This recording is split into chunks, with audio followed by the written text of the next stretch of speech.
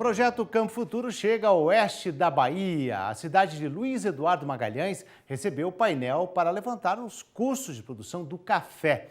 E quem participou dos trabalhos foi o assessor técnico da CNA, Maciel Silva, que está aqui com a gente. Bom dia, seja bem-vindo. Bom dia, Marcelo.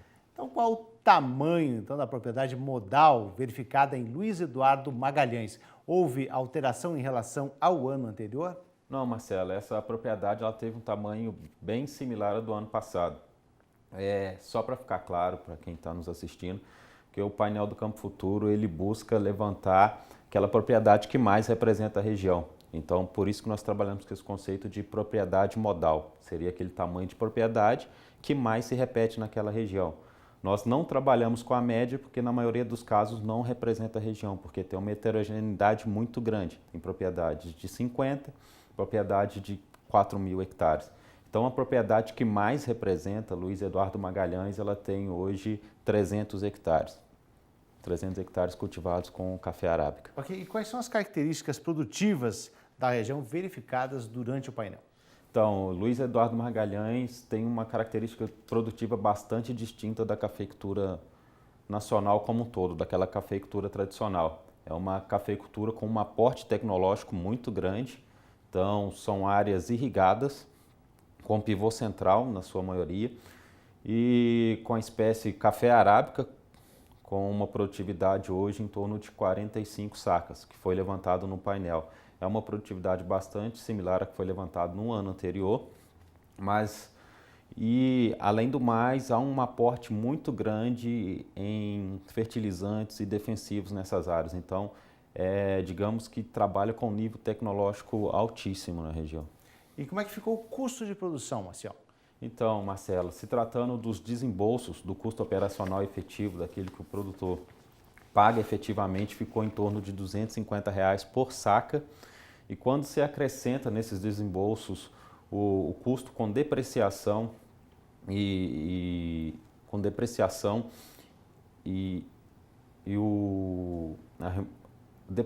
o prolabore, a depreciação e o prolabore, o que esse produtor necessita, o que ele receberia para gerenciar essa propriedade, esse custo ficou em torno de R$ 313.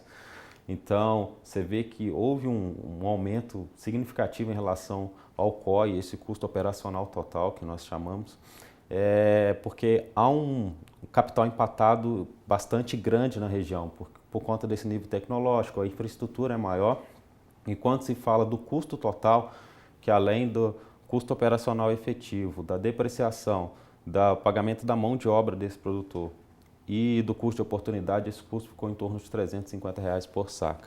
Agora, diante disso, que o investimento realmente é alto, né? Quais foram os itens que mais impactaram então, no custo de produção? Então, pela característica da região, por esse nível tecnológico que eles empregam, então o item que mais impacta no custo são a condução da lavoura. O que nós incluímos nessa condução da lavoura as despesas com fertilizantes e defensivos, são os itens que mais impactam nesse custo, fertilizantes principalmente, e seguido da colheita. Como a colheita é mecanizada, ainda assim tem uma despesa altíssima. Não chega a se comparar às regiões de montanha, onde tem um aporte de mão de obra muito grande, mas ainda assim esses três itens são os que mais representam, fertilizantes, defensivos e a colheita.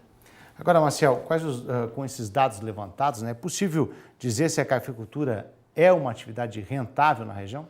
Sim, esse levantamento não é o primeiro ano, ele acontece já há alguns anos e Luiz Eduardo Magalhães apresentou ser rentável em todos os anos e esse ano repetiu. Apesar desse capital empatado ser muito grande, a receita com esse custo, comparada a esse custo baixo, ainda está dando uma rentabilidade em torno de 18%. Então essa atividade ainda assim é rentável, ela ainda assim é viável economicamente na região. E qual tem sido a principal dificuldade para a produção de café na região? Então, apesar desse nível tecnológico altíssimo, a região tem dificuldade porque não se tem, que é uma região relativamente nova na cafeicultura, não se tem variedades trabalhadas geneticamente para aquela região. É uma região de temperatura mais elevada, pluviosidade é baixa. Apesar de ser irrigada, essas lavouras ainda assim sentem muita alta da temperatura. Então tem um desgaste muito grande dessas lavouras e então o que tem sido limitante maior nesses últimos anos é o clima. Quando o início da cafeicultura na região ainda assim tinha uma pluviosidade razoável, mas agora tem limitado bastante. Então, essa produtividade ela tem sido freada, digamos assim, por conta das condições climáticas. Tá certo, eu agradeço a participação do assessor técnico da CNA, Maciel Silva. Muito obrigado, tenha um bom dia. Obrigado, Marcelo. Bom dia.